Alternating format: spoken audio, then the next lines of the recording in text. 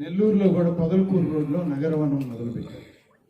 ఇంకా ఇప్పుడు బాగా జరుగుతూ ఉంది, అందరు పోతున్నారు హాలిడేస్ వచ్చింది. మన ఆత్మకూరు కూడా నెల్లూరు నగరం కార్పొరేషన్తో మనం ఏం తీసుకోవాలి, ఆత్మకూరు కూడా అంతే స్థాయిలో ఉండాలని 2 కోట్ల రూపాయలతో నగరవనానికి 100 ఎకరాల భూమిలో ప్రణాళికలు తయారు చేశాం.